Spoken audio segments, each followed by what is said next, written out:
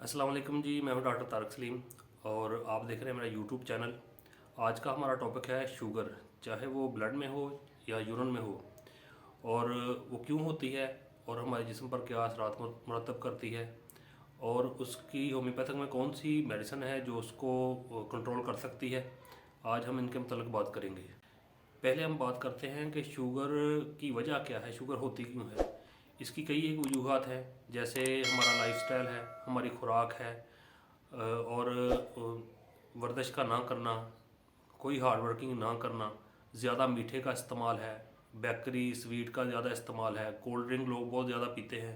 खासकर हमारे मुल्क में तो बहुत ज़्यादा ये रवाज बन चुका है कि कोल्ड ड्रिंक बहुत ज़्यादा इस्तेमाल हो रही है। और फिर ये कंपनियों की भी नहीं होती, ये लोकली तैयार हो रही है, उसमें कोई ये नहीं पता कि उसमें कौन सी चीज़ कितने मकदार में है।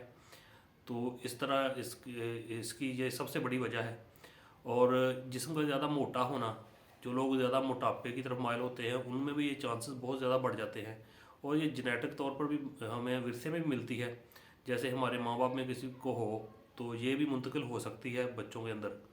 ज़हनी टेंशन भी इसकी एक बहुत बड़ी वजह है। जो लोग स्ट्रेस में रहते हैं, टेंशन लेते हैं, उनको भी शुगर होने के चांसेस बहुत ज़्यादा बढ़ जाते हैं।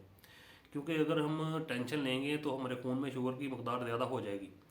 तो जैसे किसी को अगर शुगर हो जाए तो या तो उनको टैबलेट सेलेक्ट करते हैं डॉक्टर, या फिर उनको इंसुलिन सेलेक्ट करते हैं। इंसुलिन का काम है जिसम में शुगर की मकदार को नॉर्मल रेंज पर लेकर आना।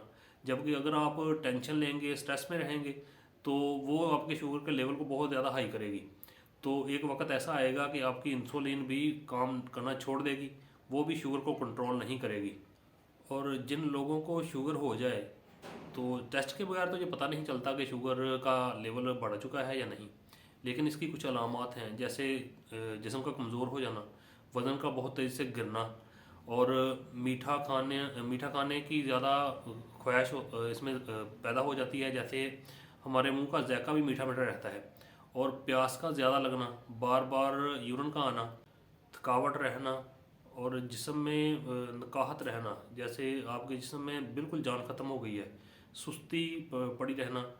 अगर तो इसका लेवल बहुत ज़्यादा हाई हो जाए, बाज़ केसेस में देखा गया है कि अगर इसका लेवल बहुत ज़्यादा हाई हो जाए तो मरीज़ पर कपकपी तारी हो जाती है, और बाज़ केसेस में तो मरीज़ बेहोश तक हो जाता है। अब हम इसकी होम्योपैथिक मेडिसिन के तरफ आते हैं कि होम्योपैथिक में कौन सी बेस्ट मेडिसिन है। अगर तो किसी को जहनी टेंशन की वजह से, स्ट्रेस की वजह से शुगर का मसला बना हुआ है, तो उसकी होम्योपैथिक में सबसे बेस्ट मेडिसिन अर्जेंटम नेट है। वो आपने 30 CH पोटेंसी में लेनी है। उसको इस्तेमाल करने का तरीका ये है कि आपने 2 कतरे सुबह लेने हैं और 2 कतरे आपने रात को लेने हैं। तो ये डायरेक्ट आप ज़ुबान पे भी डाल सकते हैं, अगर ज़ुबान पे नहीं डाल लें तो थोड़े से पानी में मिक्स करके आप ले लें, और इसको तकरीबन 2 हफ्ते तक जारी रखें, और उसका रिज़ल्ट लें कि आपका लेवल शुगर का नॉर्मल रेंज की तरफ आ रहा है या नहीं। तो ये बहुत बेस्ट मेडिसिन है जहनी टेंशन वाले मरीज़ों में। और जो दूसरी हमारी बेस्ट मेडिसिन है होम्योपैथिक में, वो है सजीशियम जम्बोला। ये आपने मदर टेंशन में लेनी है। वो पिक मैंने आप स्क्रीन पर लगा दी है। इसको इस्तेमाल करने का तरीका ये है कि ये आपने 20 कतरे आधे गिलास पानी में डाल के सुबह, आधे गिलास पानी में 20 कतरे डाल के दोपहर, और 20 कतरे शाम को आपने लेने हैं। और पानी ज़्यादा ठंडा और ज़्यादा गर्म नहीं होना चाहिए, पीने के काबिल होना चाहिए। ये भी मेडिसिन आप जारी रखें। अगर तो आपको शुगर का मर्ज़ नया नया लाक हुआ है तो कम से कम 1-2 माह तो लाजमी मेडिसिन इस्तेमाल करें। इससे आपकी शुगर का जो लेवल है वो तो पहले 10 दिनों में ही कंट्रोल में आ जाएगा, लेकिन कम से कम 1 से 2 माह दवाई लाजमी इस्तेमाल करें। और अगर मर्ज़ आपका पुराना है तो फिर आपको कम से कम 6 माह तो लाजमी मेडिसिन इस्तेमाल करनी चाहिए। तो ये आस्ता आस्ता बिल्कुल जड़ से इसका खात्मा हो जाएगा, और आपकी जिस्म में इंसुलिन कुदरती तौर पर बननी शुरू हो जाएगी जो इसको कंट्रोल करेगी। तो ये आप इस्तेमाल करें, इसका बहुत अच्छा रिज़ल्ट है। और अगर हम परहेज़ की बात करें तो परहेज़ इसमें यही है कि आप चीनी वाली चीज़ें इस्तेमाल करना छोड़ दें, बेकरी आइटम का इस्तेमाल तर्क कर दें, कोल्ड ड्रिंक खासकर नहीं पीनी चाहिए इसमें, और चावल ना इस्तेमाल करें। और रोटी का भी इस्तेमाल इसमें ये होता है कि आप थोड़ी मकदार में लें, और उसको खाने का ये तरीका है कि आप दिन में जो जहाँ 3 दफ़ा खाते हैं वहाँ आप 5 दफ़ा कर दें। तो ये थोड़ी थोड़ी मकदार में लेनी चाहिए।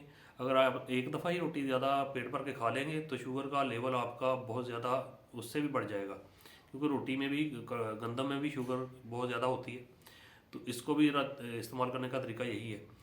तो फलों में भी आप हर फल इस्तेमाल कर सकते हैं। तो वो उसकी भी मकदार आपने थोड़ी थोड़ी लेनी है। केला भी इस्तेमाल कर सकते हैं, लेकिन कोशिश करें कि केला पका हुआ इस्तेमाल ना करें, थोड़ा सा कच्चा केला इस्तेमाल कर लें।